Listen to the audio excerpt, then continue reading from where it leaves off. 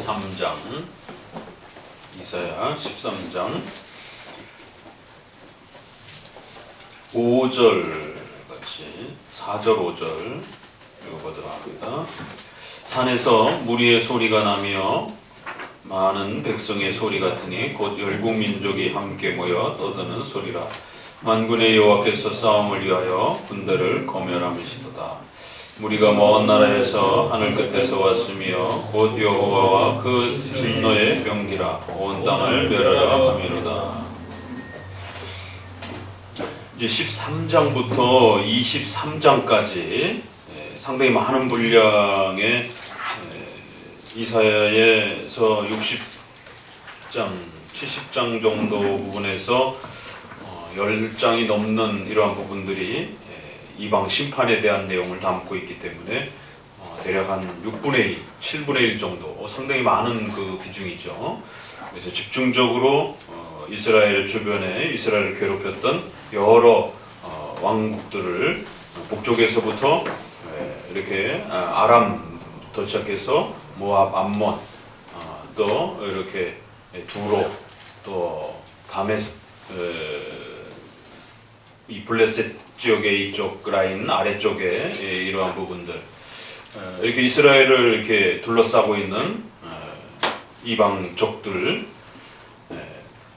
위쪽으로 또 두로와 시돈도 있고, 또 저기 위쪽으로는 또 전통적으로 강대국이었던 아시리아, 남쪽으로는 애굽, 또 그 다음에 멀리는 이제 바벨론이 또 쳐들어오기 때문에, 또 그리고 그 바벨론을 무너뜨리는 메대와 파사, 페르시아라라고 하는 메대와 파사, 이러한 그 강대국들의 흥망성쇠에 대한 부분들이 13장부터 23장까지, 역시 예레미야는 이제 후반부에 이렇게 배치가 되어 있고, 에스겔에서도 또 상당한 분량으로 또 그렇게 한 부분을 차지하면서 대선지서에서 이방 심판에 대해서 아주 집중적으로 다루면서 그 이방 나라들의 흥망성쇠를 우리가 어떻게 바라봐야 되는지, 왜 성경에서 이러한 그 이방인들의 흥망성쇠를 우리에게 소개하고 있는 것인지, 또 그들의 각각의 그 나라의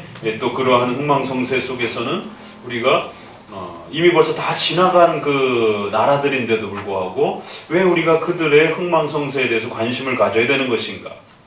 결국 그것은 역사적으로는 그 당대의 이스라엘 백성들에게 해당이 되어지는 형태로 예언이 성취되면서 각 나라의 흥망성쇠가 결정이 납니다. 그러나 그것은 또 그리스도의 초림을 바라보고 있기도 하고요. 더 나아가서는 최후 종말에 대한 또 이러한 예언을 삼중적인 형태로 그 예언이 선지서에서 예언을 담아낼 때는 가까운 미래를 통해서 실제적인 역사적 성취를 이야기해주고, 그런 역사적인 성취의 토대 위에서 하나님의 약속이, 미래적인 이러한 하나님의 예언에 대한 성취와 약속이 얼마나 분명하고 확고할 것인지에 대한 강력한 확증을 1차적으로 역사적인 성취를 통해서 드러내 주십니다. 그리고는 바로 그걸 기초로 해서 그리스도의 초림이라고 하는 역사의, 창조 역사의 가장 중요한 또 이러한 변곡점이 되는 그리스도의 오심이라고 하는 이 거대한 또 이 지점을 바라볼 수 있도록, 그래서 모든 소망이 거기로 향할 수 있도록, 그리고 더 나아가서 이제 최후 심판에 있는 내용까지 또 바라볼 수 있도록 삼중적인 형태로 그렇게 예언이 또 성취되어져 갑니다. 그래서 과거의 이 이스라엘 백성들의 그 주변 왕국들의 흥망성쇠지만, 그것은 이스라엘 백성들의 역사적 해석 속에서 우리가 그 이방 나라들의 흥망성쇠를 하나님이 어떻게 알려주셨는지, 또 그리고 그것이 어떻게 정확하게 성취되었는지, 바로 그러한 내용들은 그리스도의 초림과 또 장차 최후 심판의 이러한 또 기대되어지는 내용으로서 또 성취를 바라보는 한 부분은 과거에 성취되어진 강력한 하나님의 약속의 성취로서 또 그렇게 세워지면서, 두 개는 미래적인 또 이렇게 초림까지 포함하면 과거의 도개가 되는 것이고, 또 우리에게 하나 남아있는 것은 좀 더 최후 미래적인 또 이런 부분으로서 또 이렇게 남아있는 것이죠. 그래서 선지서에서 이러한 그 예언들은 단순한 과거의 이야기가 아니라 그것을 통해서 하나님이 나라와 민족과 개인의 모든 삶을 하나님이 어떻게 지배하시고 창조주로서 또 주권자로서 인류 역사 전체가 또 창조의 거대한 목적을 따라서 어떻게 이루어져 가는지를 가르쳐 주시는 것이에요. 그래서 비록 남의 나라 이야기고 지나간 그 이방 나라들의 심판의 흥망성쇠지만 결국 그것은 하나님께서 창조주로서 이 땅에 존재하는 모든 나라와 그 민족과 개인의 삶을 어떤 목적 속에서 하나님이 세우시고 또 파하시고 또 통치해 가시는지, 바로 그것은 하나님의 역사에 대한 통치와 다스림에 대한 아주 중요한 원리들을 우리에게 가르쳐내고 있는 것입니다. 창조주 하나님으로서의 그러한 하나님이 어떤 분이신지를 더욱 선명하게 드러냅니다. 이제 이런 면에서 우리가 놀라운 것은 전통적으로 이제 루터파를 중심으로 해서 이신칭에 집중하다 보니까 구약에 있는 많은 성경들을 버리기는 뭐하고 그리스도 중심적으로 그리스도의 모형과 관련된 부분으로 끌어내면서 구약을 기독론 중심으로 칭의에 맞춰서 모형론적으로 해석해 가려고 하는, 왜냐하면 구약에 있는 내용들은 직접적으로 예수님을 선명하게 드러내는 데는 이사야 53장이라든가 이렇게 아주 선명한 부분 빼놓고는 그렇게 많지 않단 말이에요. 문자적으로 정확하게 예수 그리스도의 오심과 그의 사역에 대한 부분들을 드러내는 부분은 많지 않단 말이에요. 그러다 보니까 자연적으로 구약을 등한시하게 되고 신약 중심으로 가게 되는, 결국 극단적인 복음 위주의 신앙을 갖게 되는, 그래서 구약 폐기주의, 무율법주의 이런 형태로 가게 되는 편향적인 또 모습들을 역사 속에서 보게 됩니다. 루터의 이러한 부족한 부분들이 후대로 가면서 좀 더 보완이 되면서 신속하게 체계를 완성해야 되는데 그 제자들을 통해서 루터를 더 뛰어넘지 못하는 이러한 그 모습들 속에 머무르면서 오히려 루터의 그 약점이 오히려 그들에게 더 심각하게 퍼지면서 루터보다도 더 심각한 상태로 성경의 편향성들이 나타나게 되는 이러한 어려움들을 보게 됩니다. 그래서 성경을 어떤 특정 주제에 맞춰가지고 그 주제 하나로 성경 전체를 꿰려고 하는 이러한 이제 인위적인 그러한 그 편집 형태가 결국 성경의 흐름을 놓치게 되고 성경의 흐름을 막 파괴하고 막게 되는 이러한 부분들을 보게 됩니다.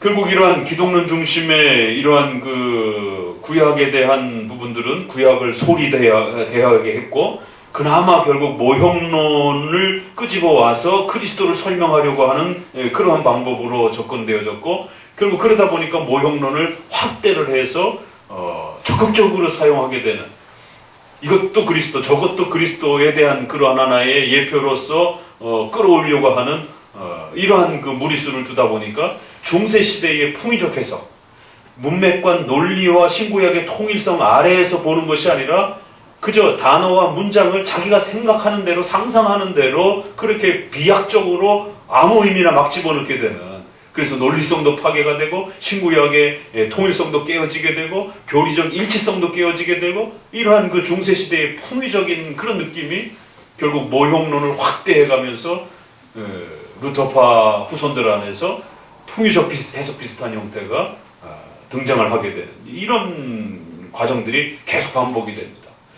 결국에는 성경을 어떻게 읽어야 될지에 대한 그 방향성과 체계를 잡지 못하는 이제 이런 혼란들이 벌어지게 되는 거죠. 그러다 보니까 성경을 붙들고 성경 안에서 그리스도를 배워가는 이런 부분들이 이렇게 약하구나, 뭔가 다른 것으로 대안을 찾아야 되겠구나, 그러면서 이제 경건주의가 태동이 됩니다. 독일을 중심으로 해서 이러한 많은 그 사람들이 결국 종교개혁의 1500년, 1600년에 이 200년 동안의 종교개혁의 그 엄청난 꽃을 열매를 유지하지 못하고 결국 1700년 들어서자마자 유럽의 모든 지역들 속에서 대부분 경건주의 쪽으로 다 치닫게 되는. 그러니까 교리, 성경을 강해 설교를 듣는 것, 또 성경의 교리를 공부하는 것, 이거 재미없다. 그러니까 진짜 강해 설교, 진짜 교리 공부를 제대로 했더라면 그렇지 않습니다.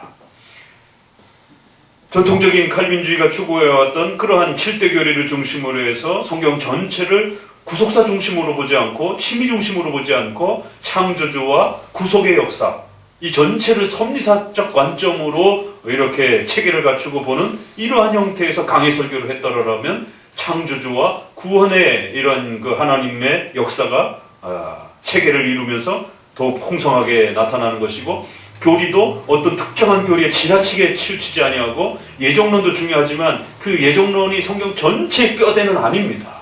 그런 것처럼 또 특정한 교리가 중심이 되다 보면 다른 교리들이 다 이렇게 뒤로 제껴져 버리는 이러한 그 위험성들을 칼빈주의 쪽에서는 신속히 이런 부분들을 바로 잡았고, 그래서 좀 더 7대 교리의 체계들을 강력하게 구축을 했던 것입니다.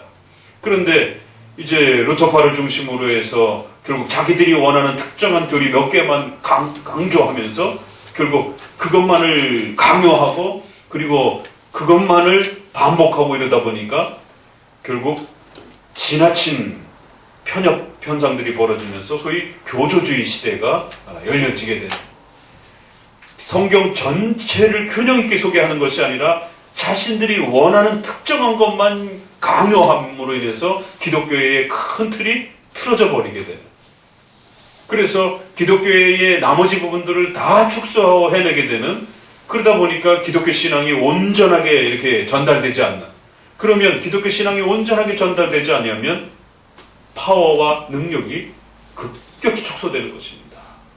평생을 칭의교리만 가르칠 수는 없는 겁니다. 칭의교리가 아무리 중요해도, 칭의교리가 매우 중요해도 칭의교리만 가르칠 수는 없는 것입니다. 왜? 성경에는 수많은 교리들이 또 있기 때문에 그게 다 필요하니까 하나님이 우리에게 가르치신 것이에요. 그러니까 그런 면에서 다른 교리들을 싫어하고 칭의교리만 붙잡으면서 결국 교리가 한쪽으로 경색화되어지는, 메말라버리는, 교리의 풍성함들이 드러나지 않는, 칭의교리와 구원론 교리들이 서로 잘 이렇게 유기적으로 작동하면서 또 구원론뿐만 아니라 종말론과 이 전체 안에서, 교회론 안에서 유기적으로 교리들이 서로 맞물리면서 신앙의 방향성들을 잡아줘야 되고, 그러한 강력한 신앙의 틀 위에서 성도들의 생활에 필요한 하나님의 뜻을 밝혀낼 수 있는 그러한 안목들을 가르쳐 줬어야 되는데, 그래야 강력한 힘이 하나님의 말씀을 통해서 우리 신자들이 영의 양식을 얻고 삶을 살아가게 되는 바로 이러한 강력한 신앙의 본질적 힘을 표출하게 되는데, 교리 하나만, 칭의교리 하나만 갖고 메말라진 형태로, 아주 빈약한 형태로 교리의 그 많은 이단들을 막아내기에 부족하고 힘이 없어져 버린 거지. 성도들의 수많은 삶의 문제들을 답변하기에 이 칭의교리 하나만 갖고 대답하기는 너무 궁색해지는 형태가 벌어진 것입니다. 그러다 보니까 교조주의 시대가 열리는 것이에요. 교리가 재미없는 거예요. 강의 설교를 해도 재미가 없는 것이에요. 그러다 보니까 많은 사람들이 반발 심리로 강의 설교, 교리 재미없다. 그러니까 뜨겁게 신앙생활을 해야 된다. 신앙은 뜨거운 것인지 머릿속으로 뭔가를 많이 채워넣는 게 아니다. 이렇게 1700년을 중심으로 해서 독일을 중심으로 해서 진젠돌프라든가 또 영국을 중심으로 해서 웨슬레 운동이라든가 미국을 중심으로 해서 결국 조나단 에드워드의 운동이라든가 이게 1700년에 이제 결국 소위 말하는 뜨거운 신앙의 폭발적인 시대가 돌입하게 되는 것입니다. 그리고는 한편으로는 이제 1800년도에는 소위 말해서 성경을 철학적으로 풀어내려고 하는, 그저 학자들의 그냥 이러한 학문의 즐거움 정도로만 또 이렇게 신앙의 이런 본질을 놓쳐버리고 지식적인 이러한 단순한 아주 메말라버린 그러한 철학화된 그런 형태로 지식적으로 성경을 생각하는 이러한 과도한 지식 위주의 자유주의 시대가 열리는 거예요. 한쪽에는 경험의 이러한 부분들이 폭발하는 것이고. 그러니까 1700년, 1800년은 우리에게 굉장히 슬픔의 시대예요. 200년 동안 이루었던 그 종교개혁의 어마어마한 그 성경의 그 풍성함들을 맛보았던, 그리고 성경을 붙들고 밤새도록 울 수 있었고, 성경이 가르쳐준 그 가치와 그 신념을 따라서 우리의 삶을 살 때 그 누구도 우리의 삶을 방해하거나 막을 수 없는 강력한 힘을 가질 수 있었던 그러한 엄청난 성경이 주었던 그 힘, 이러한 그 신앙적 가치들을 잃어버린 200년이 되는 것입니다. 그리고 이제 하나님의 놀라운 역사에 의해서 1800년 후반부에 카이퍼 시대가 열리는 거고, 또 바비크 시대가 유럽에서 열리기 시작했고, 미국에서는 프린스턴의 역사가 1800년, 1827년, 딱 1927년, 100년 닦았어요. 1927년에 자유주의화 되면서 프린스턴이 자경화되면서 메이첸이 쫓겨나게 되는 것입니다. 미국에서는 이렇게 프린스턴을 중심으로 해서 다시 한번 종교개혁의 신앙이 꽃을 피웁니다. 자, 그러면 도대체 이 원인이 뭘까요? 이렇게 된 원인이 뭘까요? 그러면 유럽에서 카이퍼와 바빙크가 성경 중심으로 돌아가기 위해서 그들이 시도했던 신앙의 개선 작업은 무엇이고, 프린스턴에서의 그러한 개선 작업은 무엇이었느냐라는 것이, 성경을 가르치기 위해서는 반드시 강의 설교가 되어야 되고, 강의 설교는 칭의 중심이 되어서는 안 되고 7대 교리 전체가 균형을 잡아야 된다. 그래서 소위 말해서 교리 복원 시대가 다시 이루어진 것입니다. 그래서 카이퍼도 조직신학자요, 바빙크도 다 조직신학자인 겁니다. 그래서 그 엄청난 두꺼운 조직신학 책들을 쏟아내기 시작했고, 하나님의 큰일이라든가 이러한 책들을 성도용으로 축약해가지고 또 600페이지, 700페이지 되는 단행본적인 기독교 교리 개요 같은, 기독교 교리 서론과 같은 그러한 책들을 성도용으로 써가지고 교회 안에서 읽히기 시작합니다. 거기는 7대 교리 전체가 종말론까지 교리가 소개되어지고, 칭의 교리 하나만 소개하는 것이 아니라 7대 교리 전체를 성도들에게 교리를 다시 가르치는, 그리고 그거를 바르게 가르치기 위해서 유럽에서는 쓰리폼 회복운동, 하이델베르그, 도르트 신조, 벨직 신조에 대한 강력한 선서와 그 신조를 교회 안에서 교리 공부로서 오후에 공부시키는, 이것을 교회법에다가 고백하고 가르치지 않는 목회자들은 강력하게 징계해내는, 그래서 오후에 교리 문답 공부를 복원시키는, 그리고는 웨스민스터는 프린스턴 쪽 계열에서는 웨스민스터 신앙 고백과 표준 문서를 복원시키는. 왜 이들이 이러한 방식으로 접근했는가? 결국 이 전체를 요약해보게 되면 대우리 문답 121문에 4계명에서 소개하면서 기억하라라고 하는 말이 왜 4계명에 있습니까? 우리는 자주 잊어버립니다. 자꾸 까먹습니다. 하나님께서 우리에게 베풀어 주시는 애, 바로 성경 전체의 요약인 창조주와 구속주의 하나님의 은혜를 잊어버리지 않기 위해서 우리는 또다시 기억하도록 힘을 써야 합니다. 7대 교리 전체를 요약하면 창조주 하나님과 구속주 하나님으로 요약이 되더라는 거예요. 그래서 기독교 강요에서도 하나님에 대한 지식, 인간에 대한 지식을 서론적으로 펼쳐내면서 바로 이것은 창조주 하나님과 구원주 하나님으로서의 하나님이 어떤 분이신지를 우리가 성경을 통해서 배우는 것이다. 성경은 크게 둘로 요약하게 되면 창조주로서의 하나님이 어떤 분이신지, 구속주로서의 하나님이 어떤 분이신지를 정확하게 체계를 잡으면 성경 전체를 이해할 수 있다는 것이에요. 바로 이 부분을 회복해낸 겁니다. 그런데 오늘 우리 시대에 다시 또 100년 정도가 흐르면서 오늘 우리 시대에 칭의 중심의 성경을 읽으려고 하는, 구속사 중심의 이러한 성경 읽기 운동이 일어나면서 소위 자유주의 5대 문파라고 하는 이런 5대 문파 중에 마지막 늦게 나타났던 바르트주의가 펼쳐낸 것이 구속사 학파예요. 왜 그들의 이름을 구속사 학파라고 그랬을까요? 구원 중심으로 신구약을 그렇게 읽어야 된다는 거예요. 성경은 반드시 구속사 중심으로만 읽어야 된다는 거예요. 거기엔 두 가지 배경이 있습니다. 교리를 싫어하는, 구원의 내용을 역사 중심으로 읽어야지 교리 중심으로 읽으면 안 된다는 겁니다. 구속사라는 말에는 그런 나쁜 의미가 들어있어요. 그걸 좋은 의미로 우리가 바꿔서 쓸 수 있습니다. 그러나 이 단어가 자유주의 속에서 나올 때는 구원을 교리 중심으로 읽는 것이 아니라 구원을 역사 중심으로 읽어야 된다는 거예요. 그 얘기는 전통적으로는 7대 교리를 중심으로 해서 신구약 전체 안에서 하나님께서 어떻게 우리의 구원자이신지 또 어떻게 우리의 창조주이신지를 교리 중심으로 배워왔던 것입니다. 그런데 거기에 대한 강력한 반발로 교리는 너무 딱딱하다라는 거예요. 머리 아프다라는 거예요.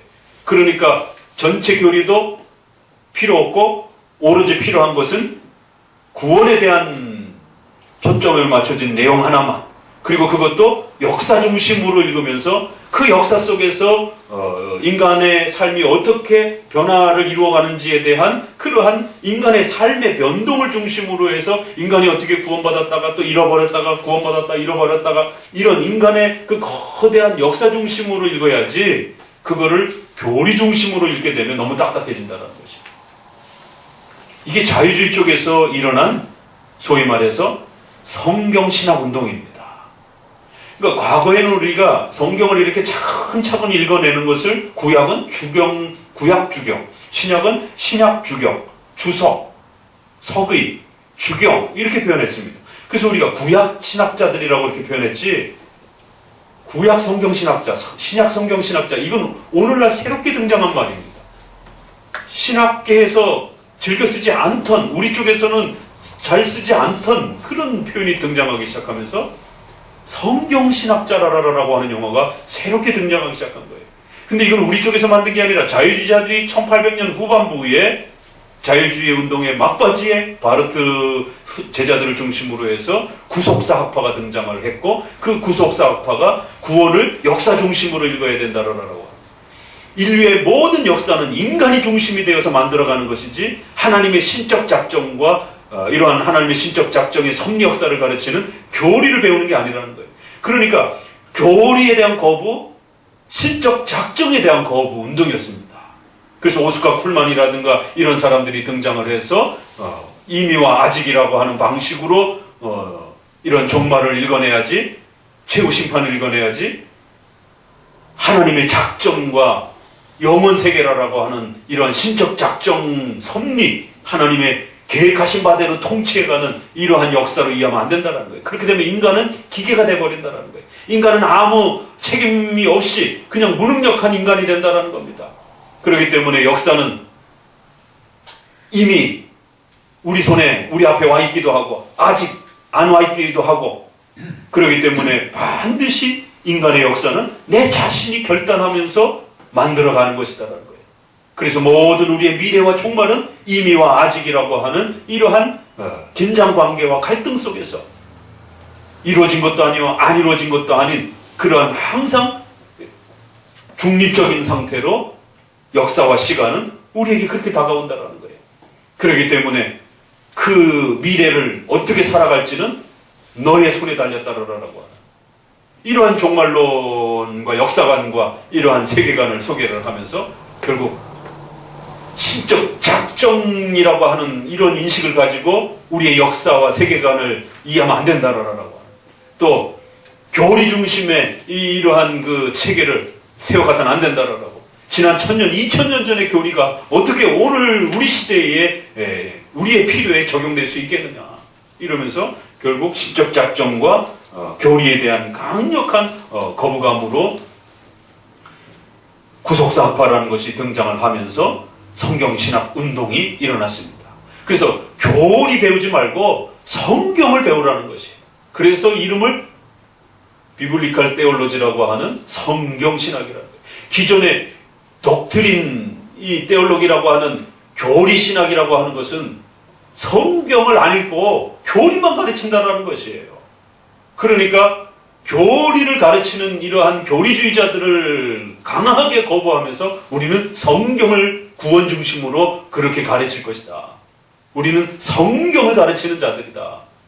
교리를 가르치는 자들은 성경을 안 가르치는 자들이다. 이런 대비관계 속에서 결국 전통적인 장로교인들을 공격하기 위한 단어로 만들어진 것이 성경신학이에요. 왜 그들이 성경신학이라고 자신들의 신학파 이름을 그렇게 만들었겠습니까?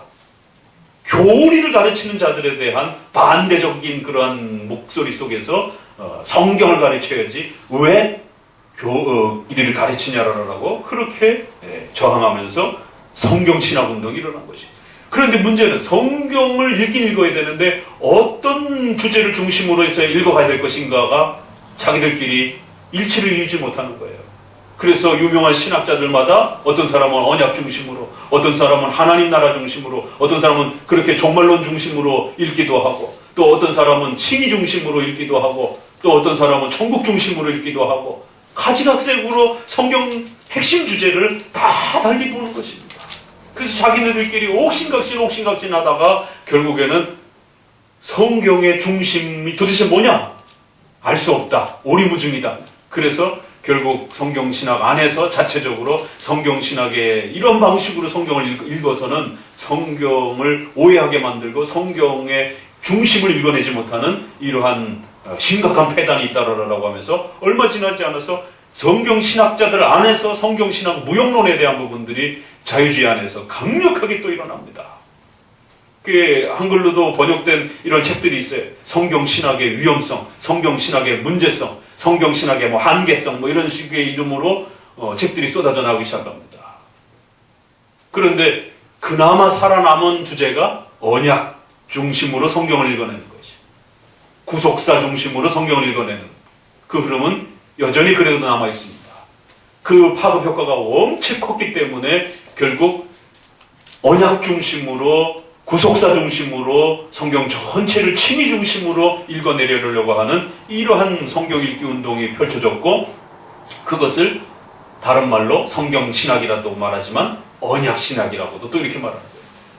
우리 칼빈주의 안에도 언약을 강조하는 그런 이 공부가 있었기 때문에 얼마든지 언약신학이라고 하는 표현을 쓸 수 있습니다. 그러나 반대쪽에서 일어난 이러한 용어들은 극히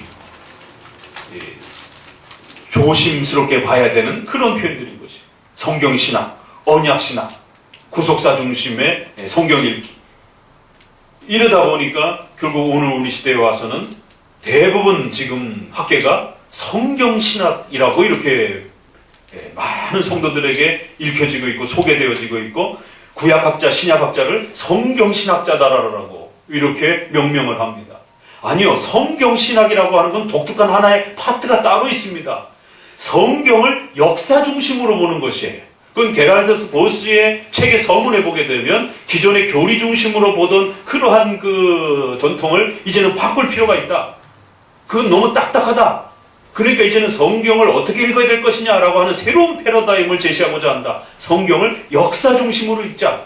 이거를 비브리칼 테올로지다라고 한다. 성경신학에 대한 정의를 내렸어요. 그래서 보스는 장단점이 있습니다. 바로 그 자유주의의 성경신학 방법론을 전통적인 방법 안으로 장로교 안에 끌어들인 사람이 게랄더스 보스입니다. 프린스턴의 거대한 교리 중심의 웨스트민스터 중심의 성경 읽기를 어떻게 해요? 역사 중심으로 성경을 읽는다. 자유주의의 성경신학 방식을 장로교 안에 받아들이면서 7대 교리 훈련이 약해졌고 웨스트민스터 교육이 약화되어지기 시작합니다. 그래서 그거를 가장 불편하게 여겼던 사람이 바로 메이첸, 바니틸 이런 분들이에요. 그분들이 다 보스의 제자들입니다. 결국 보스는 프린스턴이 작용화되어져가는 그 마지막 시점에도 프리스톤에서 메이첸을 따라 같이 나오지 않고 그냥 프리스톤에서 생을 마감합니다. 그리고 그 제자들인 메이첸, 반틸 이런 분들이 오히려 구약 신약의 이러한 제자들이었던 영향력을 받았던 오티엘리스라든가 스톤하우스라든가, 신약은 스톤하우스, 구약은 오티엘리스, 웨스트민스터 신학교의 첫 구약 신약학자인 그 걸출한 유명한 이 주경학자들도 따로 분리되어 나오면서 7대 교리 중심으로 성경을 읽어야 된다. 내가 구약학자지만 오티엘리스도 구원 중심의 칭의 중심으로 구약을 읽어서는 안 되고 전통적으로 우리 선조들이 해왔던 대로 7대 교리 중심으로, 그 7대 교리를 가장 잘 설명한 것은 웨스트민스터다. 스톤하우스도 자신의 그 책 속에서 성경 읽기에 여러 방법론들이 있는데 최근에 1800년 후반에 등장한 구속사 중심의 이러한 읽기 운동들은 상당히 성경을 한쪽으로 치우치게 만들 위험성들이 있다. 인간의 구원 중심이 모든 성경의 포인트인 것처럼 이렇게 성경을 읽어낼 수 있게 된다. 그렇게 되면 인본주의 신앙이 된다. 인간이 성경의 중심이 되어버린다. 하나님이 성경의 중심이 아니라 결국 구원을 받아야 되는, 구원을 누리는 그 인간이 결국에는 성경의 중심이 되어진다. 성경은 인간이 어떻게 구원받느냐가 최종 목적이 아니라 하나님이 누구신가를 가르치는 것이 최종 목적인 것이다. 하나님의 자기 계시인 것이지 인간을 어떻게 살려줄 것인가, 이 책이 아니라는 것입니다. 인간에 대한 구원도 결국 그 구원을 하시는 하나님이 어떤 분이신가, 하나님이 누구신가를 알려주는 하나님에 대한 계시책이라는 것이. 그래서 스톤하우스의 그 글 안에도 성경을 절대로 칭의 중심이라든가 구원 중심으로 포커스를 맞춰서는 읽어서는 안 되고 성경 전체를 하나님의 영광이라고 하는 방향을 향하여 읽어야 된다라고. 그러면서 루터파의 한계를 또 역사적으로 추적해 올라가면서 바로 루터는 바로 그런 면에서 너무 지나치게 칭의 중심으로 읽었고, 그래서 그 후손들이 급격히 인본주의적 신앙으로 그렇게 곤두박질치는 어려움을 갖게 되었다. 그러나 칼빈주의는 신속히 블링거와 칼빈을 통해서 인간의 구원받은 목적은 반드시 하나님의 영광을 위해서 살아야 한다라고 하는, 칼빈주의와 개혁주의가 왜 그토록 솔리데오 글로리아라고 하는 하나님의 영광을 위하여 라고 하는 이러한 목소리를 냈는지, 바로 그것은 성경의 최종 목적은 하나님의 영광을 위하라는 것입니다. 바로 이런 면들이 메이첸을 중심으로 한 웨스트민스터 신학자들 안에 글들에서도 쏟아져 나오면서 보스와의 입장의 차이를 두기 시작하는. 그 보스는 본인도 그걸 알았어요. 그렇지만 그 성경신학의 파급 운동이 너무 컸기 때문에 그 방식을 받아들이고 싶었던 거예요. 그러나 당대의 자유주의 속에서 일어났던 성경신학 운동은 성경의 무호성을 인정하지 않는 그러한 시간의 흐름을 따라서 보는, 결국 인간이 주인공이 되어서 결국 모세가 주인공이 되고 다윗이 주인공이 되고 이런 식으로 인간의 역사를 중심으로 해서, 그렇게 되면 당연히 교훈적 설교가 중요 패턴을 이뤄가는 것입니다. 그래서 보스는 그 역사 중심으로 성경을 읽는 것이 참으로 드라마틱하고 재미있습니다. 그러다 보니까 그거를 가지고 오면서 성경의 무호성은 그래도 존중하면서 역사 중심으로 봐야 된다. 이 부분을 집어넣기 때문에 그래서 우리가 보스를 좀 더 존중하는 것입니다. 보스의 교리를 조금 더 이렇게 부정적으로 자꾸 이렇게 보려고 하는 부분은 굉장히 조심해서 보스의 책들을 보셔야 돼요.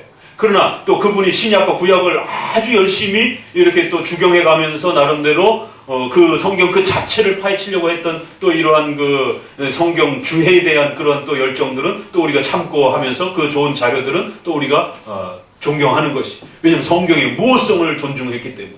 그러나 자유주의 쪽에서 일어난 성경 신학의 이런 운동들은 굉장히 조심해야 됩니다.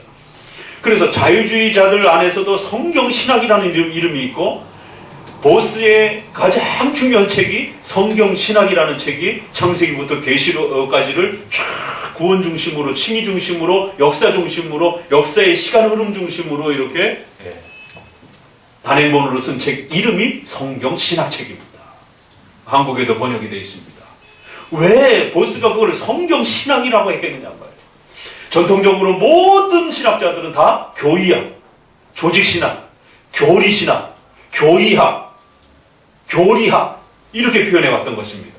그런데 게랄드 보스에 의해서 성경 신학이라는 이름이 장로교회에 최초로 들어오기 시작하면서 교리에 대한 거부감을, 교리에 대한 불편함을 그분의 서문에 그렇게 써 있어요. 기존에 너무 교리 중심으로 보았던 이런 부분들은 성경을 너무 경직화된 형태로 이렇게 읽을 수 위험이 있기 때문에 소위 말해서 뜨거움이 이렇게 사라진다는 거예요. 그럼 어떻게 뜨겁게 읽을 수 있느냐? 역사 중심으로 읽어야 된다는 거예요. 역사 중심으로 읽다 보면 신적 작정과 섭리와 영원 개념이 깨져버립니다. 과거에 그 엄청난 시간 전에 있었던 것, 미래에 일어날 이런 시간들을 시간 중심으로 읽다 보면 하나님이 정하신 그 계획을 따라 움직이는 게 아니라 이 역사가 인간이 어떻게 판단하고 어떻게 결정했고 그가 어떻게 선을 결정했느냐에 따라 그 관점에서 보게 되는 것이에요. 그래서 같은 결론을 보더라도 다윗이 훌륭하게 잘 결단해서 그래서 이러한 결과를 맺어졌구나 이렇게 보게 되는 겁니다. 이 결과가 하나님의 친적 작정 속에서 계획한 그 역사라고 하는 그런 관점에서 보지 못하게 됩니다. 신적 작정과 섭리 관점에서 봐야 정말 뜨거워집니다. 그런데 역사 중심으로 자꾸만 읽으려고 하는 이런 운동들이 1900년 초에부터 일어나면서 그걸 성경신학 운동이라고 했고 우리나라에도 성경신학회가 형성이 되면서 소위 한재호 교수님을 중심으로 해가지고 게랄드 보스의 책들이 우리나라에 번역되기 시작했고 그리고 그분이 쓴 모든 책들이 다윗의 그리스도에 대한 이해, 구속사적인 성경 읽기. 그래서 창세기부터 말라기까지를 전부 다 예수님의 그 모형된 그 예언들을 찾아내면서 그걸 전부 연결하면서 이것도 예수님에 대한 이야기, 이것도 예수님에 대한 이야기 이러면서 이 모든 부분들을 예수님에 대한 이야기로 끌어내는 것입니다. 나머지 이야기는 없습니다. 십계명에 대한 이야기도 없고 교회론에 대한 이야기도 없고 종말론에 대한 이야기도 없고 성경론에 대한 이야기도 없습니다. 그래서 다윗의 그 일생과 역사에도 전부 다 예수님과 관련된 예표론으로 전부 다 설명합니다. 엄청나게 그분이 책 많이 썼어요. 그리고 그분이 초대의 한국성경신학회 회장이었습니다. 그리고 20년 기념주년으로 지난번에 게랄드 보스를 다시 한번 이렇게 학회에서 발표하는 그 기념회를 갖기도 했습니다. 그 게랄드 보스는 소중한 분이에요. 그렇지만 단점이 또 그분은 많다라는 거예요. 우리 장로교의 7대 교리를 굉장히 거북스럽게 생각했고 웨스민스터를 상당히 거북스럽게 생각했던 그러한 신학자였기 때문에 단점에 대한 부분들을 우리가 상당히 조심하면서 우리에게 성큼 다가와 있는 언약 중심의 성경 읽기, 성경 신학 개념이라는 형태로 교리를 배제한 성경 그 자체만 역사 중심으로 읽으려고 하는 이러한 성경 읽기 운동들은 굉장히 조심하셔야 됩니다. 결국 오늘 우리 시대의 스토리텔링이라고 하는 형태로 그것이 구성이 되어지면서 스토리 형태로 그렇게 읽어가는 거예요. 드라마틱한 영화의 기승전결 형태의 이런 형태로 읽어가는 겁니다. 그러니까 없는 이야기를 억지로 만들어내게 되고 있는 이야기를 기승전결에 안 맞으니까 드라마틱하게 막 반전을 일으키기 위해서는 좀 더 이렇게 막 이야기를 끌어가야 되는데 성경에서 이야기가 없어요, 더 이상. 그러면 추가하게 되고 있는 이야기들은 또 끌어올려야 되는데 예정론이라든가 신적작정론은 좀 어두운 얘기가 이렇게 흘러가게 되면 클라이막스로 끌어올리지 못하잖아요. 그러니까 그 얘기를 없애버리는 거죠. 이러한 그 재단 형태가 벌어지게 되는 겁니다. 성경이 가는 데까지 가고 멈추는 데서 멈추는 거예요. 왜? 신적 작정의 하나님의 역사 속에서 필요 없으면 더 이상 얘기 안 하는 겁니다. 왜 그 얘기를 더 안 하셨을까 굉장히 궁금한데 필요 없으니까 얘기 안 하는 거예요. 그러나 이 얘기는 굉장히 어려운데 왜 이런 얘기가 있을까? 필요하니까 넣은 겁니다. 왜 이런 서두 얘기를 하냐면 오늘 이제 우리가 소화해내야 될 이 이방 나라의 심판에 대한 이야기는 어떤 관점에서 보게 되면 굉장히 필요 없는 이야기처럼 보여집니다. 그래서 이 언약 중심의 성경신학 중심의 관점에서 스토리텔링 관점에서 읽는 분들이 제일 싫어하는 본문이 바로 이 본문이에요. 예수님과 관련해서 직접적으로 뭐 어떻게 연결할 만한 이야기가 없어요. 회복에 대한 구원에 대한 어떤 몇 구절 정도는 이야기가 되지만 그러니까 이 엄청난 6분의 1, 7분의 1과 관련된 이 엄청난 분량을 다 버리게 됩니다. 그냥 이건 이방 나라에 대한 심판이에요. 요나서도 마찬가지입니다. 나훔서도 이방 나라에 대한 심판에 대한 이야기를 합니다. 그러니까 요나서도 많은 분들이 전통적으로 읽어왔던 우리의 요나서에 대한 구약적 이해가 아니라 이방 나라에 대한 그리스도를 통한 구원의 이야기다라고 이렇게 구속사 중심으로, 구원 중심으로 포커스를 맞추는 겁니다. 아니요. 칼빈의 주석을 보세요.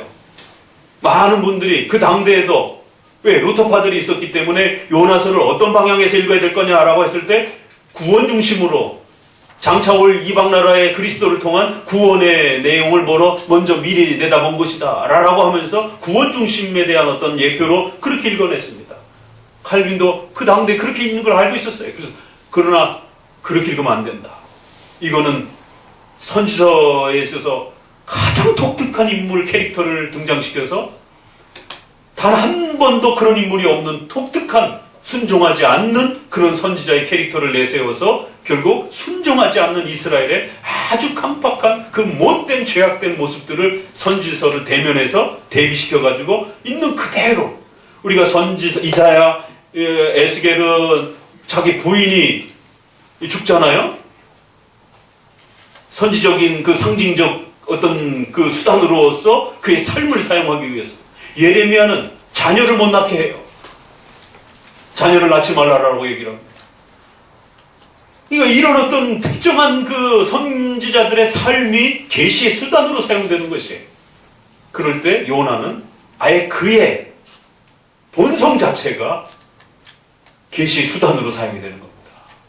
그래서 고집스럽고 회개하지 않고 하나님의 뜻에 순종하지 않는 아주 이런 고집불통의 이러한 요나의 모습을 있는 그대로 드러내면서 참으로 독특한 캐릭터의 유일무이한 캐릭터 한 사람을 소개하면서 이방 나라는 아수르는 수도인 니느웨는 회개를 하는데 단 몇 마디 말로도 회개를 하는데 이스라엘은 수많은 선지자를 보내도 회개하지 않는, 그리고 요나서의 끝은 요나가 돌이켰다라는 말도 없이 그냥 끝나버립니다. 결론이 없이 그냥 끝나버려요.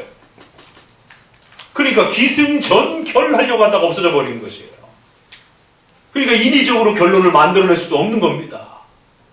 그래서 칼빈은 이것은 이방 나라의 구원 관점으로 보기보다는 물론 그런 부분도 일부분 담겨질 수 있지만 더욱 중심 이야기는 이스라엘의 포악한 그 죄악스러움에 대한 우리가 선지서 전체의 관점에 그 죄를 책망하는 그 징계에 대한 관점으로서 읽어내야 된다.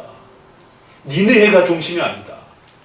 오히려 니느헤에 대한 이야기는 나훔서로 넘어가면서 직접적으로 결국 아수르가 멸망할 것에 대한, 그건 또 결국 거기에는 구원에 대한 그리스도와 관련된 직접적인 내용도 아니고 그냥 아수르 심판에 대한, 이방 심판에 대한 내용만 남겨있는 것입니다.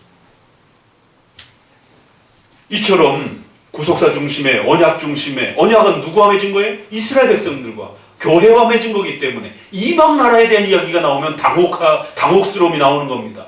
왜? 이방 나라하고는 언약을 맺은 게 아니기 때문에. 그러니까 성경 안에서 이방 나라와 관련된, 이방인들과 관련된 어떤 이야기들이 나오면 굉장히 성도들이 당혹스러워하게 되고 이걸 어떻게 우리에게 적용해야 될지에 대해서 상당히 힘들어하게 되고 더더구나 과거의 이야기이기 때문에 더 힘들어지는 것입니다.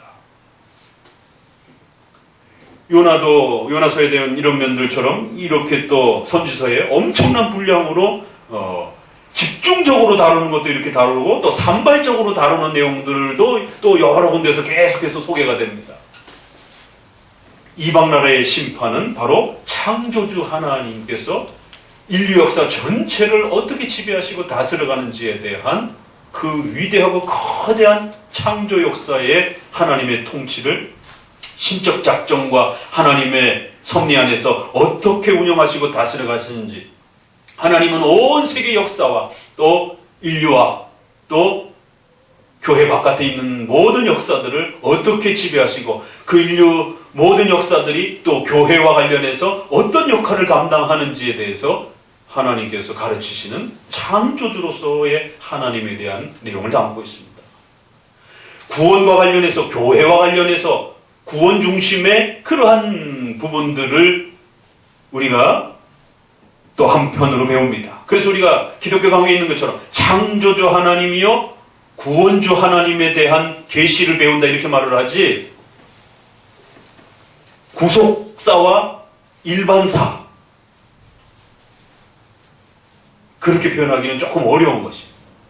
그래서 이제 이거를 굳이 꼭 역사를 담아서 표현하려고 하면 쓸 수는 있는 표현이에요. 그러면 일반 역사와 교회 역사와 관련된 전체를 포함해서 하나님이 다스려 가시는 섭리 역사 관점으로 보는 것이다 이렇게 말하는 겁니다.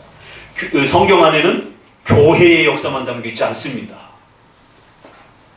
일반 역사에 대한, 교회 바깥의 역사에 대한, 그 바깥의 역사가 교회와 맞물려서 교회를 침략하고 교회를 괴롭히고 교회와 끊임없이 갈등을 일으키는 수많은 그 일반 역사에 대한 이야기들이 나옵니다. 바벨론의 고고학적 역사를 가르치는 건 아니에요. 그러나 그 바벨론이 끊임없이 이스라엘 곁에서 어떤 관계를 맺고 있고 어떤 관계 속에서 형성되어지면서 서로 갈등과 조화를 이루어가면서 또 한 역사를 만들어가는지 하나님의 섭리 역사를 가르치는 겁니다. 그래서 일반사와 구속의 역사라고 하는, 교회 역사라고 하는 이런 부분들을 함께 다뤄야 되지, 구속사만 이렇게 성경을 담고 있는 것, 성경이 담고 있는 것처럼 이렇게 기울어져서는 안 됩니다. 이건 아주 중요한 서론 이야기예요. 그래서 선지서나 또 역사 이야기를 많이 하고 있는 사무엘 상하, 또 열왕기 상하, 역대 상하, 또 에스더, 느헤미야, 에스라, 이게 다 역사 이야기입니다, 이게. 그래서 우리가 역사서라고도 얘기를 할 정도로. 그러면 여기에 교회 역사만 있지 않단 말이에요. 에스더서는 아예 이방 나라 속에서 살아가는 이방 그 페르시아의 그 역사를 이야기하는 겁니다. 그 안에서 다만 유대인들의 그 생존에 대한 몇 부분만 이야기하고 있는 것입니다. 이처럼 하나님은 창조주 하나님으로서도 우리에게 하나님 자신을 드러내는 것입니다. 인간의 구원의 그 내용만 맞춰져 있는 것이 아니에요. 그래서 바빙크의 하나님의 큰일이라든가 조지신학책을 읽으면 제일 앞에 신학하는 방법, 신학의 방향 제일 앞에 나옵니다. 루터파는 기독론 중심, 구원 중심으로 너무 지나치게 성경의 풍성함들을 축소시켰다. 신학은 그렇게 왜소하게 하면 안 되고 반드시 개혁주의란 그걸 넘어서서 인간의 구원 그 다음에 더 큰 목적이 있는 하나님의 영광을 향하여 성경을 바라봐야 되고 하나님을 바라봐야 되고 인생 전체의 목적을 바라봐야 되는 하나님의 영광이 무엇인지에 대해서 고민하면서 신학을 해야 되는 그것이 올바른 신학의 방법론이라는 것이죠. 그래서 루터주의는 기독론에 머물러 있고 칼빈주의는 바로 신론으로 넘어간다라고 하는. 그래서 루터주의와 칼빈주의의 차이가 무엇인지를 이렇게 아주 분명하게 서로는 첫 장에 언급을 합니다. 그것을 우리 메이첸이라든가 이제 프리스턴 신학자들도 역시 반틸도 그렇고 동일하게 웨스민스터를 복원하면서 7대 교리를 복원하면서 신론 중심의 그러한 체계를 세워준 겁니다. 하나님의 영광이 성경 전체의 목적이 되어야 된다라고 하라. 그래서 여러분들이 웨스민스터 1장, 5항, 6항 보세요. 성경 전체의 목적인 하나님의 영광에 대하여 그리고 인간의 구원에 대하여 모든 부분 하나하나가 완벽하기 때문에 결코 부족하지 않다. 그러면서 또 1장 6항에는 그 유명한 3대 성경 해석 법칙이 소개가 되면서 바로 하나님의 영광을 위한 내용과 인간의 구원에 대한 내용이 명백하게 게시되어 있다. 이렇게 표현이 됩니다. 이러한 신학의 체계를 갖춘 상태에서 오늘 본문을 보게 되면 직접적으로 그리스도와 연결되지 않아도 얼마든지 자유롭게 창조주 하나님의 위대한 섭리 역사의 그 내용으로서 충분히 읽어낼 수 있습니다. 종말론적 관점에서 읽어낼 수도 있고 또 교회와 맞물려 있는 부분은 교회론적으로도 읽어낼 수 있고 또 그 이방인들의 죄악을 심판하시는 그런 부분에서 인간의 죄악의 본질론과 관련돼서도 또 연결해서 해석할 수도 있고 그 모든 것이 하나님이 일으키셨다라고 하는 제1원인과 제2원인 이야기가 또 나옵니다. 그래서 그 이방인들이 악한 마음으로 그렇게 살아갔고 또 그들이 악한 마음으로 이스라엘을 침략해왔고 그런데 그 모든 그들의 악한 마음을 사용하신 분은 하나님이시다 라고도 말하는 것이. 그래서 신론과 관련해서 섭리적 관점에서 1원인과 2원인을 하나님이 어떻게 역사해 가시는지에 대해서 신론과 맞물려서 또 우리가 보면 되는 것입니다. 신의의 구원의 관점만 보게 되면 읽을 게 없어요. 이건 앞으로 이제 우리가 또 13장뿐만 아니라 이후로 계속해서 이 이방 심판에 대한 이 많은 부분들을 읽어나갈 때 또 다른 선지서나 나홈서라든가 이런 아예 이방 심판 자체만 아예 언급하는 이런 많은 성경들을 읽을 때도 항상 이 창조주 하나님으로서의 계시에 대한 이 중요한 이 신앙의 토대를 잘 기억하셔야 됩니다. 그래서 왜 소요리 문답이 하나님을 영화롭게 하는 것이다라고 하는 이 엄청난 이 메시지를 축약하고 있는지를 기억하셔야 됩니다. 그 하나님을 영화롭게 하기 위해서는 성경을 읽어야 되는데 성경의 가장 중요한 내용은 하나님에 대해서 어떻게 믿어야 될 것이냐, 하나님이 어떤 분이신지에 대한, 그리고 그 하나님이 인간에게 무엇을 요구하는지에 대한. 그래서 믿음과 윤리라는 형태로도 이렇게 표현되지만 그것은 더 나아가서 하나님이 역사하시는 그러한 하나님의 다스림과 통치를 우리가 어떻게 믿어야 되는지에 대한 내용과 그 하나님이 인간과 관련해서 인간에게 요구되어지는 그러한 신앙과 삶의 요구 내용들이 무엇인지에 대한, 그건 좀 더 구원과 관련해서도 매칭이 될 수도 있는 것입니다. 그러나 하나님께 대하여 믿음을 이랬을 때는 그 믿음이란 창조주로서 구원주로서 다 포함이 되는 겁니다.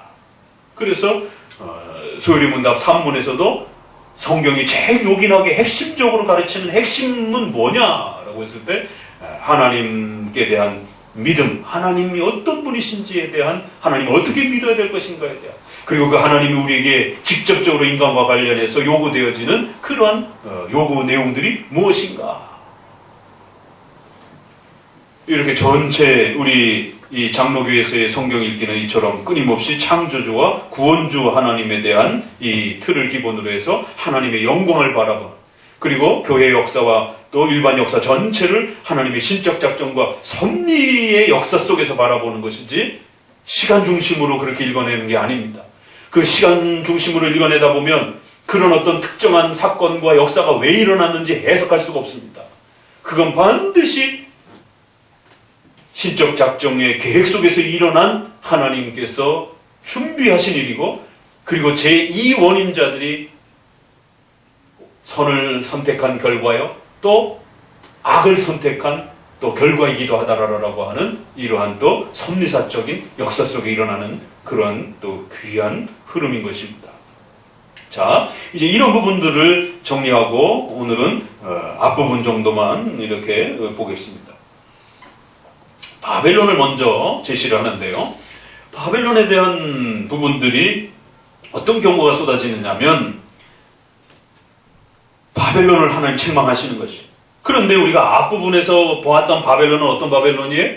하나님의 종처럼 취급했습니다. 아수르도 몽둥이요, 도구요, 하나님께서 사용하시는 이스라엘을 책망하기 위한 그러한 하나님의 도구처럼 표현했단 말이에요. 그런데 갑자기 13장에 와서는 아수르도 그렇고 바벨론도 그렇고 그들의 죄악을 하나님이 심판하실 것이다 라고 강하게 경고합니다. 그 이유가 무엇이냐면 이제 무리가 먼 나라에서 하늘 끝에서 이제 바벨론을 무너뜨리기 위하여 이제 열국이 모여서 쳐들어올 것이다라는 거예요. 곧 여호와 그의 진노의 변기라 온 땅을 멸하려 함이로라. 변기가 바뀌었어요. 앞부분에서는 도구와 무기가 아수르, 바벨론이었는데 이제는 열국이 하나님의 진노의 도구가 되어서 바벨론을 침략할 것이다라는 거예요. 이처럼 인류 세계 역사는 하나님이 정하신 대로 하나님이 허락하신 만큼 그 권세를 얻게 되고 그 권세를 하나님이 정하신 방식을 따라 그렇게 사용하게 된다는 거예요. 아주 놀라운 선언이 여호와 그의 진노의 변기이지 결코 인류 역사의 군대의 힘이나 정치의 힘이나 그 어떤 외교의 힘으로 그러한 강대국과 인류 역사가 만들어지고 흥망성쇠가 일어나는 게 아니다라는 겁니다. 너희는 애곡할지어다 여호와의 날이 가까웠으니 전능자에게서 멸망이 임할 것이다. 여호와의 날이라. 이러면서 이제 10절을 같이 읽어봅니다. 하늘의 별들과 별무리가 그 빛을 내지 아니하며 해가 돋아도 어두우며 달이 그 빛을 비추지 아니할 것이로다. 내가 세상의 악과 악인의 죄를 벌하며 교만한 자의 오만을 끊으며 강포한 자의 거만을 낮출 것이며 13절에 그러므로 나 만군의 여호와가 분하여 맹렬히 노하는 날에 하늘을 진동시키며 땅을 흔들어 그 자리에서 떠나게 하리라. 하나님께서 반드시 준비된 때에 바벨론이라고 하는 거대한 그 제국을 하나님이 심판하실 것이다라는 거예요. 이러면서 이제 하늘이 어두워지고 하늘의 별체들이 빛을 잃게 되는 이러한 무서운 심판의 역사들이 준비되어 있습니다. 이런 표현들은 이제 우리가 마가복음 13장, 마태복음 24장, 또 요한계시록의 종말의 그 심판의 모습으로 늘 이렇게 끌어다 쓰는 그런 또 표현이기도 합니다. 그러면서 바벨론을 왜 이렇게 심판하고 또 이 바벨론을 심판하는 목적 안에는 어떤 하나님의 뜻이 담겨 있느냐면 16절부터 읽어봅니다. 그들의 어린아이들은 그들의 목전에서 매어침을 당하겠고 그들의 집은 노략을 당하겠고 그들의 아내는 욕을 당하리라. 이게 시편 137편에 아이벤 여자들이 다 죽어나가고 아이를 낳은 자들은 땅바닥에 맺혀서 죽여서 원수를 갚기를 원합니다. 왜? 이스라엘 백성들이 그렇게 당했기 때문에. 저주시라고 그랬잖아요. 그런 것처럼 바벨론에 의해서 그렇게 고초를 당한 거예요. 그래서 13장에서는 하나님이 거꾸로 이제 바벨론을 그렇게 심판하시겠다라고. 이스라엘 백성들을 징계 차원에서 그렇게 고통을 준 건데 바벨론은 이스라엘을 집어삼키기 위해서 포악스러운 그러한 목적과 제2원인의 그러한 탐욕으로 이스라엘을 짓밟았다라는 거예요. 그렇기 때문에 그 죄는 반드시 심판할 것이다라는 거예요. 물론 하나님의 작정의 역사 속에 그들이 쓰임받은 거 맞습니다. 하나님의 작정이란 반드시 동시적으로 흐르는 거예요. 하나님의 징계하시기 위한, 이스라엘을 징계하기 위한 하나님의 신적 작정과 섭리 목적 속에서 이 고통이 일어나는 거예요. 이스라엘에게.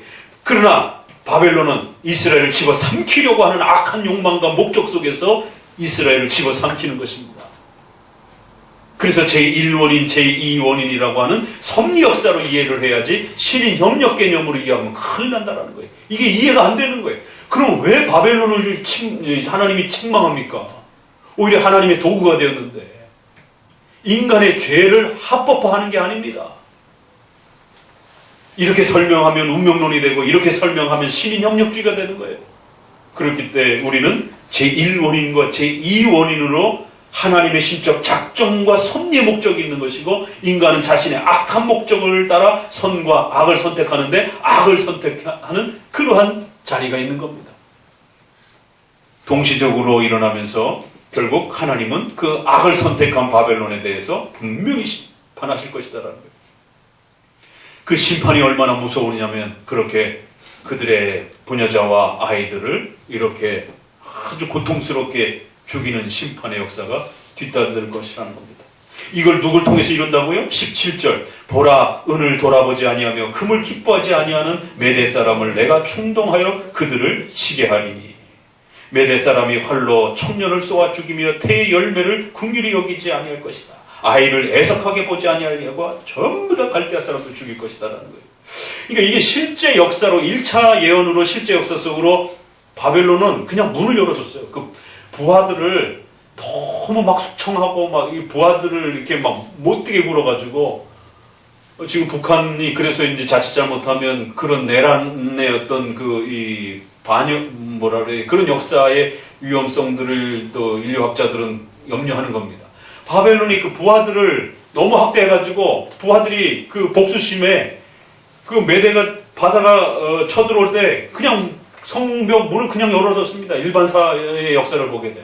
그래갖고 그냥 거의 무혈혁명으로 그냥 입성을 해버렸어요. 그 거대한 바벨론 제국을 집어삼키는데 메대는 조그만 나라였고 그 메대와 파사가 힘을 합쳐서 너무 작아가지고 결국 정략 결혼을 맺어갖고 장인하고 메대의 장인하고 고레스가 정략 결혼을 맺어갖고 둘이 힘을 합쳐가지고 나라를 연합해가지고 바벨론을 치는 것이. 그래서 이사야에서도 바사 나라는 소개가 안 되고 그냥 메대 나라라. 그래서 통합해서 그냥 메대 나라라고도 하기도 하고 메대와 바사 나라라고 하기도 하고 또 어떨 때는 바사 나라라고도 하기도 하는 것입니다. 통합해서 두 국가이면서도 하나의 국가이기 때문에 문맥에 따라서 자유롭게 표현합니다. 근데 여기서는 메대 나라다 이렇게만 표현을 했어요. 그래갖고 그냥 성문을 열어줘가지고 그냥 무혈혁명을 했고 엄청난 대승을 거뒀고, 그런데 거기에 실제적으로 그런 어떤 노략물보다는 고레스 왕은 굉장히 좀 독특한 그런 정책을 편 겁니다. 그래서 이스라엘 백성들도 돌아가 이렇게 그 귀한 정책을 펼쳤고, 그러니까 어떤 돈을 빼앗는 것보다는 영토를 확장해서 구축하는 그런 쪽에 더 이렇게 그 제국의 어떤 그 확장 정책을 펼치는, 바벨론의 그 느부갓네살은 굉장히 포악스러운 왕이어서 그냥 초토화 정책을 펼쳤습니다. 예루살렘에 뭐고 다 쓸어버리고 저항하는 자들은 다 죽여버리고 이러잖아요. 근데 고레스는 항복만 하면 다 살려주는 거예요.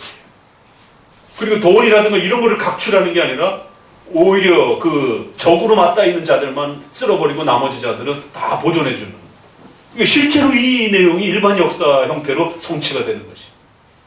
그래서 하나님은 이렇게 반드시 성취할 것이다. 봐라. 이런 것처럼 또 장차 그리스도께서 오시고 또 최후 심판을 통해서 재림을 통하여 악한 권세와 또 이 이방 나라는 특정한 나라를 대신하는 것이 아니라 이런 과거에 이스라엘 백성을 괴롭혔던 이러한 바벨론이라고 하는 나라는 결국 요한계시록에는 적그리스도로 상징화되기도 하고 또 악의 실체처럼 그렇게 악의 본질처럼 또 그렇게 표현되기도 하는 거예요. 그러니까 멀리는 또 가까운 멀리는 초림해서 그리스도께서 사탄의 나라를 파하시는 그러한 형태도 되는 거고, 재림을 통해서는 이제 완전히 파하시는 악의 실체를 완전히 없애시는 이러한 또 궁극적인 최후 종말의 악의 실체를 멸하시는 예언과 또 약속이 담겨 있는 것입니다. 이것이 단순한 바벨론의 멸망으로만 보게 되면 우리에게는 뭔 상관이 있어요, 이게. 우리의 역사하고는 아무 상관이 없는 역사가 되어버린단 말이에요. 그래서 과거의 역사적 해석을 하면서 역사적 성취를 통하여 또다시 다가오는 미래에 대한 하나님의 종말론적인 또 심판까지 예언하고 있는 겁니다. 메대 사람을 하나님이 충동하여, 그 이제 우리 이 제가 그 개정판을 지금 읽어드렸는데, 그래서 한글판이 좀 더 표현법이 훨씬 좀 좋습니다. 여러분 한글판에는 어떻게 돼 있어요? 격동시켜 이렇게 돼 있어요. 그렇죠? 그러니까 충동하여라는 보다는 격동시켜라는 표현이 훨씬 좋습니다. 그러니까 우리가 선과 악 모든 역사를 하나님이 제1원인 속에서 제2원인을 사용하면서 일어나는 거예요. 그런데 우리가 항상 조심해야 되는 것은 하나님께서 아담의 타락도 인류의 악한 그 역사 전체도 하나님이 허용하시지 않으면 절대 일어날 수 없습니다. 그러나 하나님은 악한 신은 아니에요. 그 악을 막 만들고 조장시키고 이런 것처럼 표현하면 안 됩니다.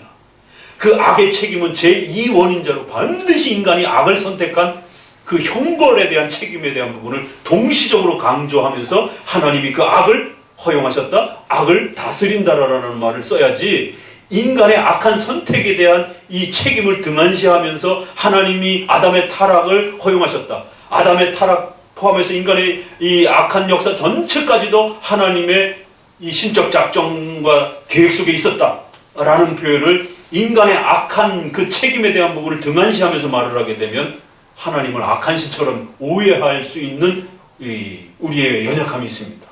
그래서 반드시 우리 신조의 교리문답과 교리 안에서는 제1원인으로서의 하나님의 신적 작정 안에서 선택과 유기가 일어남에도 불구하고 그 유기의 또 실천적 원인,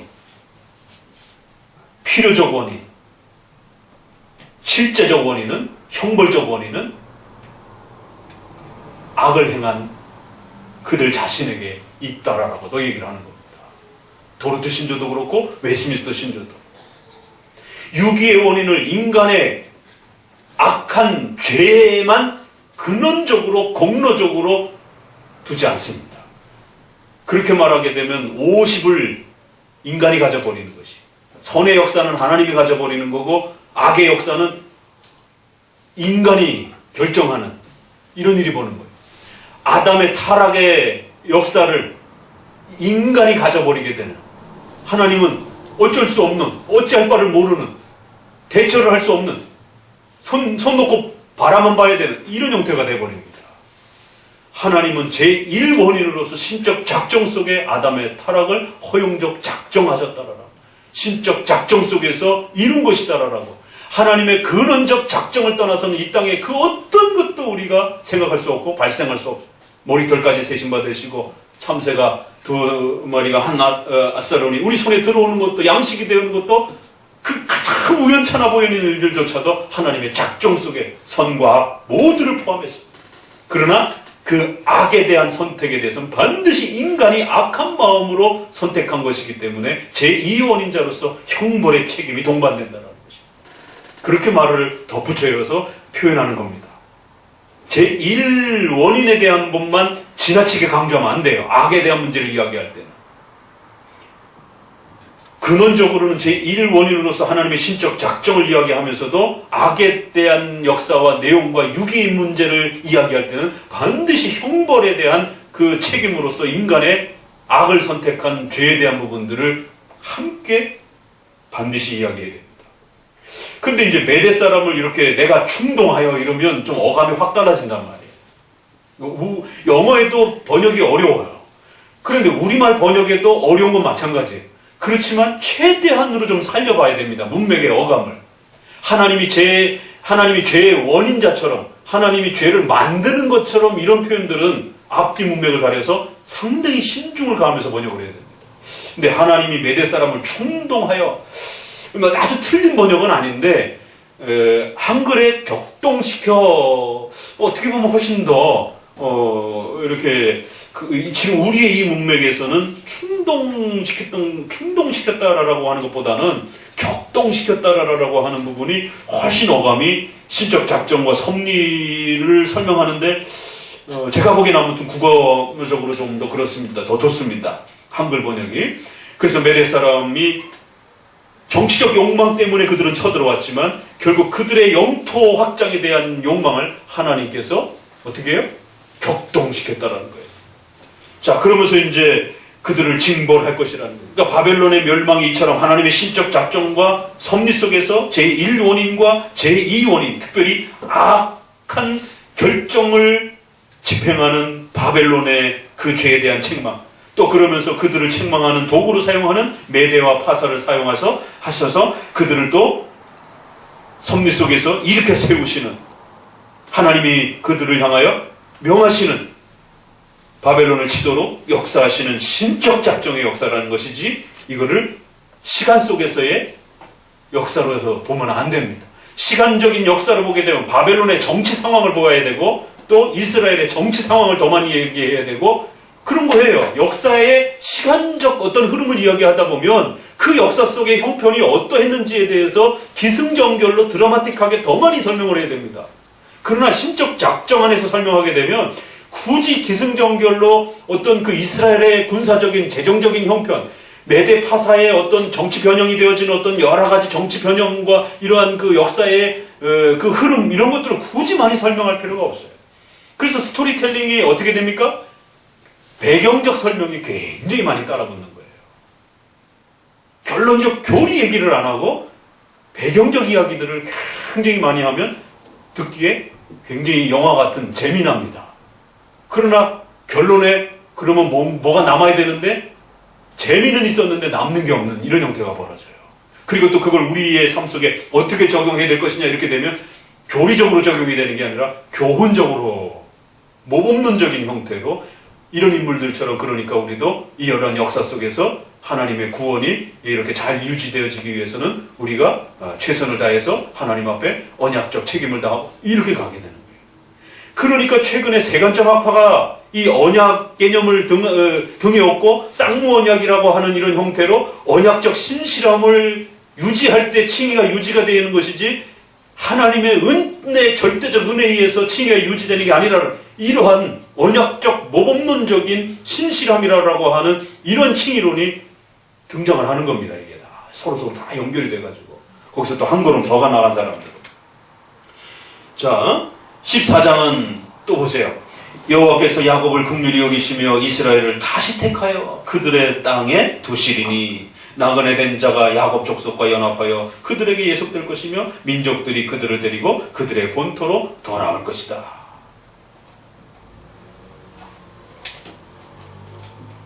여기에 우리가 관심을 가져서 보아야 되는 것은 야곱을 하나님이 버렸다라라. 그런데 다시 택한다. 이렇게 되어 있어요. 이것도 이제 악인들의 역사를 하나님이 그렇게 사용하시는 것도 우리가 제1원인, 제2원인에서 바라보기 굉장히 힘든 그 부분이 있는 것처럼 이것이 교리 체계가 잘 잡혀져 있지 않으면 1원인과 2원인 개념으로 섭리 역사 관점으로 우리의 역사를 바라보는 게 이게 훈련이 안 됩니다, 잘. 그런 것처럼 이스라엘 백성과 관련되어서도 하나님이 버린 것처럼 이렇게 말씀하셨다가 그들을 다시 선택하시는, 그러면은 칭의가 취소됐다가 칭의가 다시 회복이 되어지는가? 이런 식으로 읽혀질 수 있는, 역사 중심으로 읽게 되면 그 역사 속에서는 분명히 버려졌어요. 바벨론에 의해서 버려졌습니다. 멸망당했잖아요. 포로로 잡혀갔잖아요. 그러나 그 포로로 잡히면 벌써 선지자들의 예언 속에, 신적 작성 속에 계획된 것이고, 더 나아가서는 모세오경 속에서, 신명기 속에서의 그 경고 속에 이미 벌써 예정되어 있었던 것이고, 애굽의 430년이 아브라함에 의해서 신적 작정 속에 있었던 것입니다. 그런 하나님의 역사 속에 섭리 안에서는 이스라엘의 죄악 때문에 징계와 포로를 통하여 버려진 것처럼 그들에게는 느껴진 것이에요. 그리고 또 하나님이 그들을 다시 돌이켜올 때는 다시 선택되어진 것처럼 그렇게 또 읽혀지는 것입니다. 그러나 이것은 하나님이 이랬다 저랬다 하는 것이 아니, 하나님은 여전히 하나님의 택한 백성들을 지키고 계시는 것입니다. 그래서 이것을 로마서에서 끌고 왔을 때는 선택과 예정론을 얘기할 때 많은 질문이 반론이 나오잖아요. 그럼 이스라엘 역사 다 실패했잖아요. 이스라엘 백성들 다 죽었잖아요. 그러면 하나님의 선택은 실패한 건 아닙니까? 그리고 11장이 아닙니다. 겉으로 봤을 때는 민족적으로는 때로는 멸망도 당하고 포로도 당하고 또 죽임을 당하기도 하고 심판을 당하기도 했지만 그래도 여전히 하나님의 택한 백성들은 여전히 남아있고 그들이 포로로 잡혀간 지역에서도 여전히 하나님의 백성으로 있었고 그들이 또 다시 하나님의 또 약속된 땅으로 돌아와서도 여전히 그 남은 자들이 있었고 그 남은 자들 중에 나도 역시 유대인 중에 이렇게 또 구원받는 자들이 있지 않습니까? 민족적, 임시적, 국가적으로는 하나님은 그렇게 버릴 수도 있고 섭리의 시간 역사 속에서는 버릴 수도 있고 심판을 통해서 끊어낼 수도 있고 단절시킬 수도 있고. 왜? 제2원인으로서 언약적 관계 속에서 그들의 선과 악에 대한 선택을 하나님은 보상하시기 때문에 선을 선택하시면 복을 주시고 악을 선택하면 찍어내는 것이에요.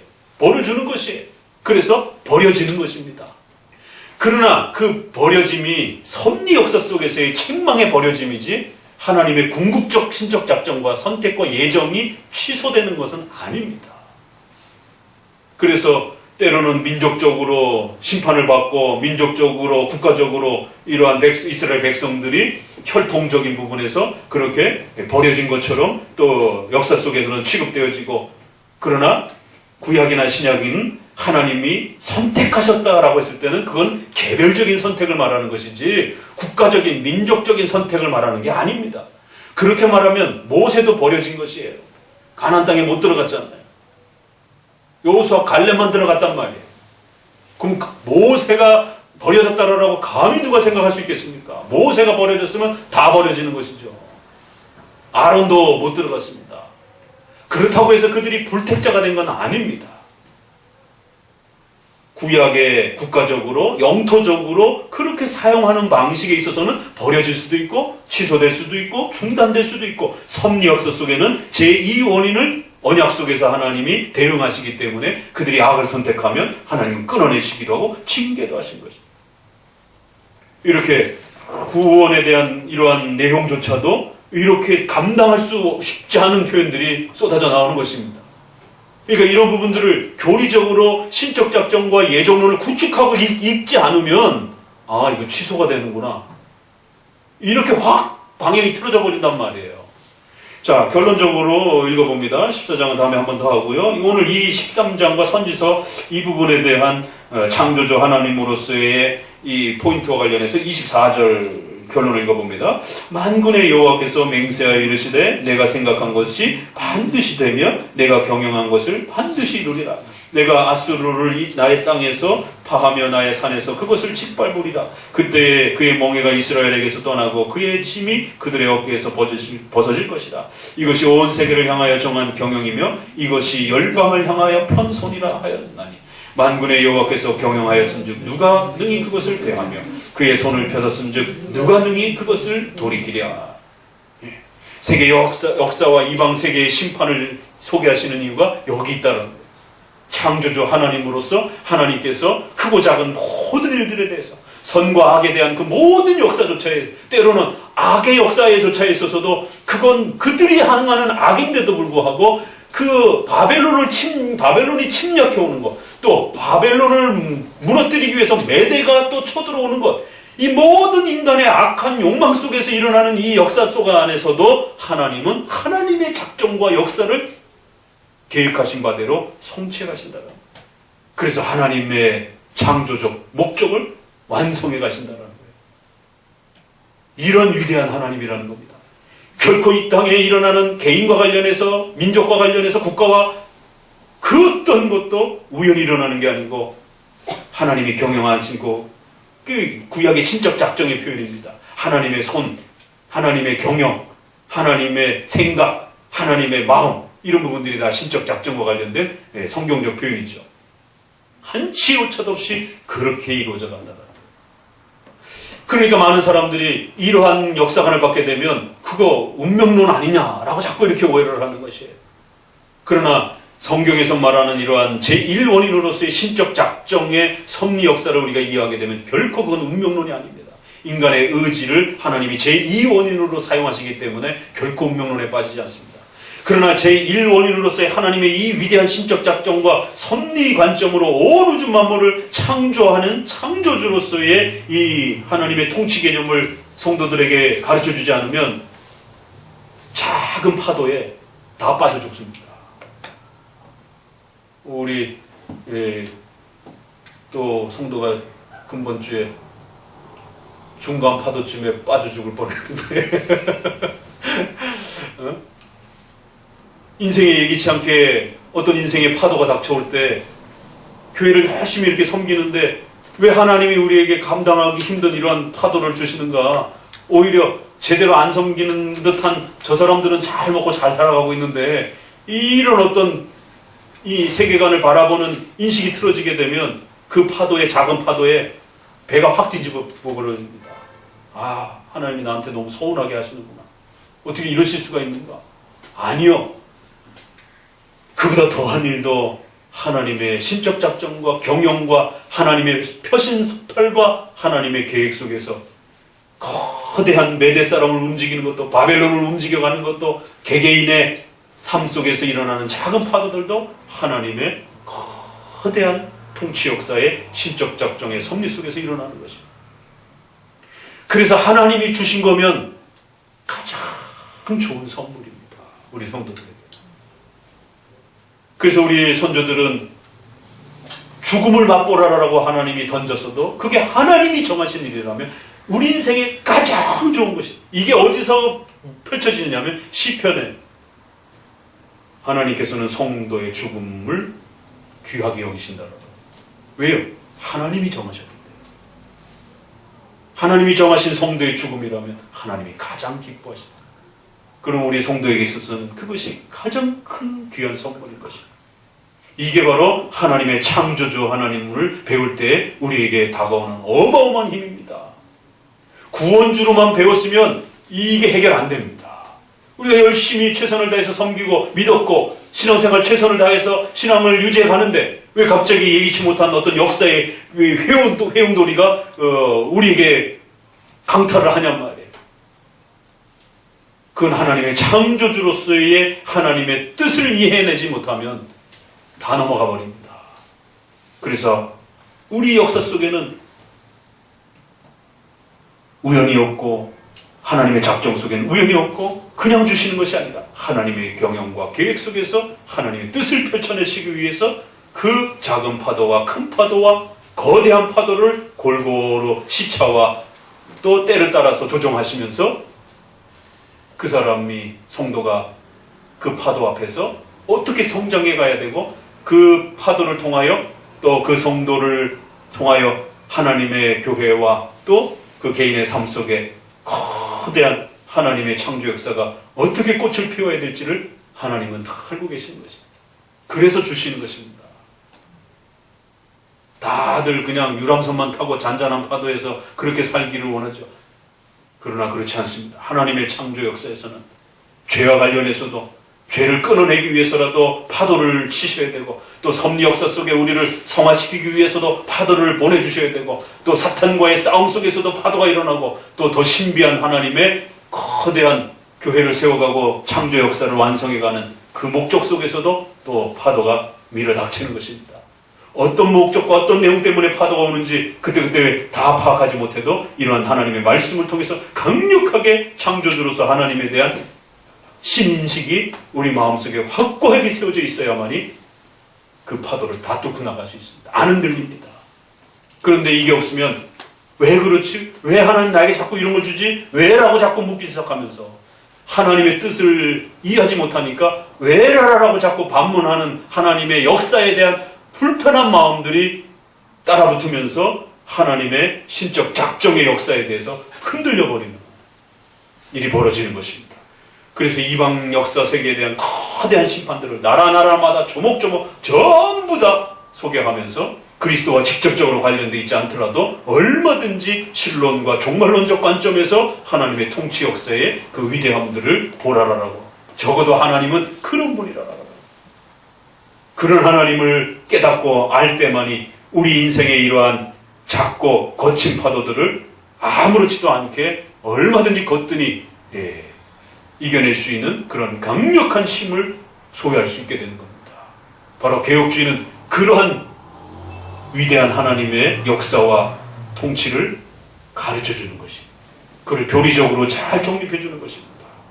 이사야의 이 13장, 14장으로 펼쳐지는 이방 나라에 대한 이야기를 펼치자마자 그 나라들을 어떻게 지배해 가시는지에 대한, 왜 그런 나라들을 사용하는지에 대한 하나님의 거대한 경영과 계획들이 쏟아져 나오는 것입니다.